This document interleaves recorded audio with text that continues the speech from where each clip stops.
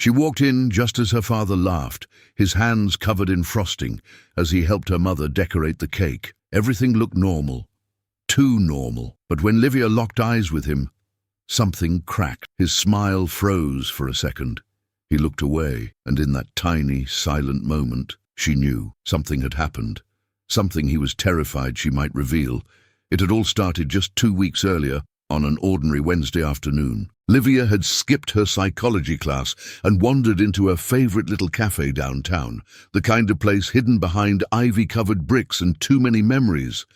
She needed air, freedom, quiet. She never expected to see him there. At the far end of the cafe, her father sat at a corner table, smiling at a woman who wasn't her mother. Livia froze. She watched, unseen, as he leaned in, touched the woman's hand, whispered something that made her laugh, the kind of laugh that doesn't belong to strangers. Her heart didn't break. It split, and with it came 1,000 questions. But Livia didn't tell her mom. Not that day, not the next. Because this isn't just a story about betrayal. It's about the moment a daughter faces the truth and chooses something far more powerful than revenge. But at that moment, she had no idea what was coming. Livia Carter had always believed in two things: art and her parents. Growing up, their tiny apartment smelled like lemon-scented cleaner and cinnamon tea.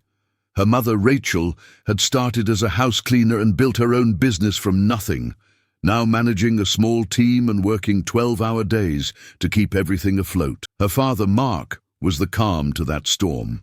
Sharp suits, smooth words. He handled numbers and made them feel safe, like nothing could ever go wrong. Together, they were Livia's definition of love: quiet, loyal, unshakable. At least that's what she used to think.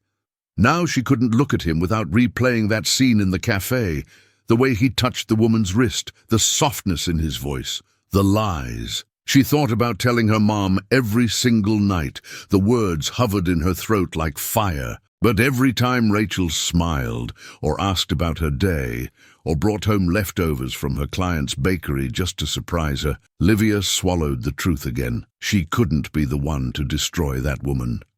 Not her. Not after everything they'd survived together. And yet, she couldn't just forget either.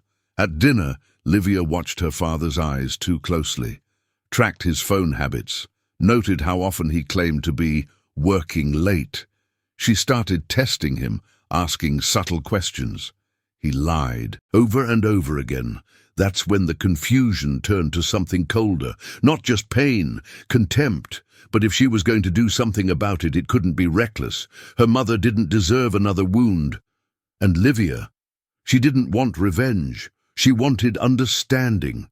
She wanted to know why the man who taught her to be honest was hiding behind a mask. So she made a choice. Not to tell, not yet.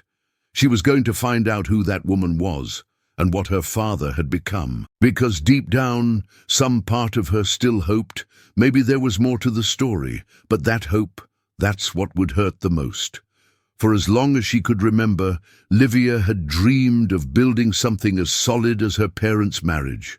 Not just love, trust. A partner who would stand by her the way her mom and dad stood by each other. Or so she thought. In high school, she used to brag to her friends about them. "My mom and dad still hold hands," she'd say. "They dance in the kitchen on Sundays. They've been through hell, but they've never let go of each other." She meant it. Every word. So when she saw her father kissing another woman's hand, laughing like a boy in love, it didn't just break her heart, it broke her compass. The first few days after the cafe, she tried to erase it, tried to believe it was a mistake, a misunderstanding. Maybe that woman was a friend, a client. But the next week, Mark came home late, said his meeting ran long, and the week after that, he cancelled family brunch because of a last-minute project. Livia noticed things now. The subtle scent of perfume that wasn't Rachel's. The way he checked his phone when he thought no one was looking. The new shirts. The sudden gym membership. He was spiraling and pretending, and worse, he was good at it. Still, Livia hesitated. Maybe her mum already knew. Maybe she didn't want to know. Maybe keeping quiet was a kind of protection. But then came the turning point. A Friday evening. Rachel was setting the table. She'd made Mark's favorite, roasted chicken with rosemary and garlic. She was humming, hair up, sleeves rolled. He walked in, glanced at the food and said, "I already ate. No, thank you. No apology." Just disappeared into the shower. Rachel stood frozen, spatula in hand. Then she laughed, just a soft, confused laugh. Livia wanted to scream, to flip the table, to tell her mom everything. But instead, she walked into her room, sat on the edge of her bed, and stared at the wall for what felt like hours. This wasn't a misunderstanding. This was betrayal, unfolding in real time. And still, a part of her whispered, "Maybe I can still fix this. Maybe if I understand who this woman is, maybe then I'll know what to do." The next morning, Livia went back to the cafe. Not for coffee, for answers. She waited at the same table, ordered nothing, just watched. An hour passed, then another. And then she saw her. The woman, that woman, stepped out of a car in front of the corner salon across the street. Same soft brown waves, same coat, same laugh. She wasn't on a date today. She was in uniform. She worked there. A nail technician. Her name tag read Bella. Livia's stomach turned. Something about that felt wrong. Her father wasn't just cheating. He was playing some kind of double life. One foot in their family's modest home, the other in some fantasy. A girl half his age, probably earning minimum wage. What was he doing? Livia didn't know what she wanted yet, but she knew she wasn't ready to tell her mom, not until she understood the full picture. So she did something reckless. She booked an appointment with Bella. She used a fake name, said a friend recommended her. When she sat down across from her, Bella smiled warmly. "First time here?" Livia nodded, forcing a smile. Her hands trembled slightly. They talked about small things, weather, TV shows, college life. Livia asked about Bella's job, how long she'd been doing nails. 6 months, Bella said. It was her first real job since moving to the city. The more she talked, the more Livia's stomach twisted. Bella wasn't some villain. She was young, naive, and she was in love. "I'm seeing someone," Bella confessed one afternoon, painting pale pink polish. "It's complicated. He's older, really sweet, generous." She smiled like a teenager. "He says he's going to leave his wife. He's just waiting for the right time, for his daughter to graduate." Livia almost dropped the cup of tea in her hand. She smiled, pretended to be surprised, supportive. But inside, she was burning. Weeks passed. She became Bella's regular client. Bella started calling her a friend, and Livia hated herself for it. She watched this girl fall deeper and deeper into a lie. She watched her father become someone she couldn't even recognize. At home, she barely spoke to him. At night, she dreamed of screaming, of throwing every plate in the kitchen, of shaking him until he told the truth. But nothing came out. One afternoon, Livia walked into the living room to find her mother folding laundry, humming softly. She almost told her right then, but Rachel looked up, smiled and said, "I saved you the last mango. I know it's your favorite." That's when the tears came. Not loud, just two, quiet, burning. She turned around and went back to her room. That night Livia couldn't sleep. She kept hearing Bella's voice. "He says we're soulmates." And then her mother's. "He still calls me his best friend." 2 women, 1 truth, and a girl in between, drowning. She wanted to destroy something, but mostly she wanted to disappear. And you? Have you ever held a truth so heavy it felt like it might crush you, no matter what you chose? Tell me in the comments. Sometimes the story you carry, the one you thought was too painful to share, might be exactly what someone else needs to hear today. It was a Thursday when something shifted. Not dramatically, not like a movie, just quiet. Livia was walking home from class, headphones in, when she saw an older couple on a bench, maybe 70, maybe more. They weren't talking, just sitting, her head on his shoulder. It reminded her of her parents, what they used to be, what her mom still thought they were. And suddenly the silence inside Livia cracked, not with rage, not even with pain, with clarity. She couldn't keep pretending this would fix itself. Her father wasn't going to stop. Bela wasn't going to wake up on her own. And Rachel, sweet, brave, strong Rachel, didn't deserve to be the last to know. But shouting the truth didn't feel right either. She needed to show it, to expose it, not out of cruelty, but for closure. So Livia did something strange. She invited Bela to her birthday party. "You don't have to come," she said with a laugh. "It's nothing big, just friends and family. I've talked about you so much, my parents are curious." Bela blinked. "Wait, your parents?" "Yeah," Livia nodded. "Come meet the family." Bela hesitated. "I mean, I'm not really the meet the parents type." Livia shrugged. "Come anyway, it's just cake. No pressure." And just like that, the plan began to form, not out of revenge, but out of truth. She wasn't going to scream, accuse, or destroy. She was going to reveal. Let them all see each other clearly. No lies left to hide behind. Would it hurt? Absolutely. Would it change everything? Probably. But for the first time in weeks, Livia wasn't frozen anymore. She was moving. And that movement, no matter how painful, meant she was finally ready to do something. She didn't know if it would work, didn't know who would break first, but one thing was clear. The days of silence were over. The days leading up to her birthday were strange. Livia cleaned the house obsessively, rearranged furniture, dug through drawers for old photo frames. She printed pictures, family trips, Christmas mornings, Sunday pancakes, all of them featuring Rachel and Mark, smiling, kissing, laughing. She taped them everywhere, on the fridge, by the entryway, even the bathroom mirror. It wasn't subtle. It wasn't meant to be. Her mother didn't ask questions. She just smiled and said, "You're so sentimental lately." Livia forced a laugh. "Guess I'm growing up." When Bela arrived that Saturday afternoon, she looked out of place from the first step. Tight dress, heavy perfume, glossy red nails. Livia met her at the door and smiled warmly, almost too warmly. "Come in. I'm so glad you came." Inside, the party buzzed. A few college friends, aunts, cousins, music playing low in the background.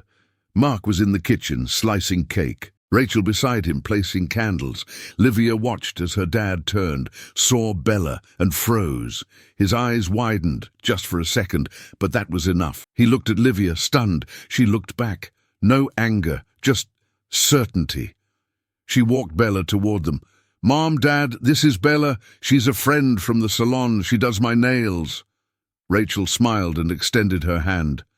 "Nice to meet you, Bela. You're gorgeous. What a glow." Bela blushed. "Thank you. Happy birthday, Livia." Mark mumbled something about needing to check the drinks. He vanished. Bela stood in the kitchen, suddenly quiet, eyes scanning the photos on the fridge, on the walls. She didn't say anything. Not yet. Livia could feel the tension, like wires pulled too tight. Bela followed her through the house as she gave the casual tour. "This was our vacation in Vermont. That's Mom and Dad on their anniversary. Here's me as a kid in Dad's arms. Each room, each wall, each frame, a message, a warning, a mirror." Bela laughed nervously at first, but by the hallway she had stopped smiling altogether. Her fingers fidgeted with her bracelet, her shoulders stiffened. By the living room her jaw was tight. And yet she didn't leave. Not yet. Livia excused herself to the kitchen. Her mum was pouring drinks, humming. Her dad stood near the back door, gripping the counter like it was holding him up. He looked at her, and for the first time in her life, Livia saw something like fear in his eyes. He knew, he just didn't know how much. She almost pitied him, almost. Then she remembered all the nights he came home late, the meals Rachel made for him, the flowers he never brought. This wasn't a mistake, it was a pattern, and now it was unraveling. Later, as guests laughed in the yard, Livia found Bela sitting alone on the couch, hands in her lap, eyes blank. She didn't say a word, and that silence, it said everything. Livia sat beside her, quiet, no performance, no more pretending. Bella whispered, barely audible, "Is this your dad's house?" Livia didn't look at her, she just nodded. Bella swallowed hard. "I didn't know." Livia's voice was soft. "Now you do." Moments later, Bella stood, put her glass down, muttered something about needing to leave. She didn't say goodbye. From the kitchen, Mark watched her go, and then turned to find Livia standing there.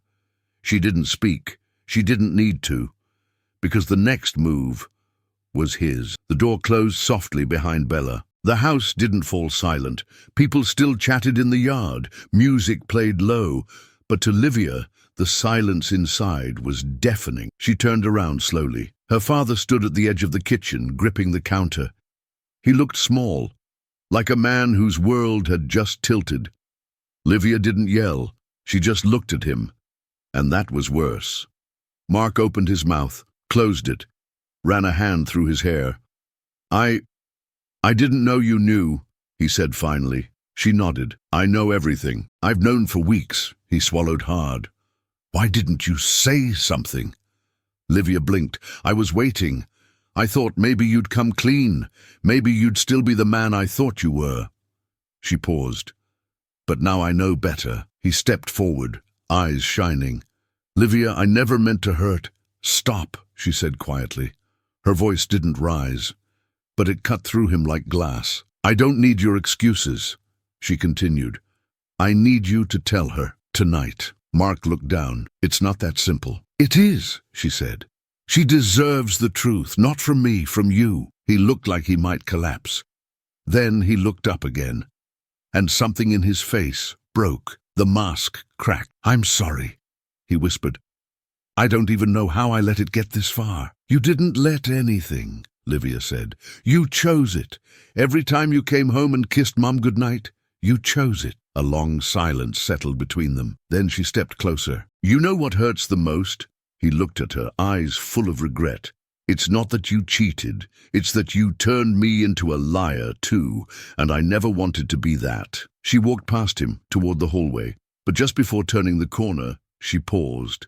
"If you love her even a little, tell her before I do." Then she left him alone in the kitchen. The next morning, Livia woke to the sound of the front door closing.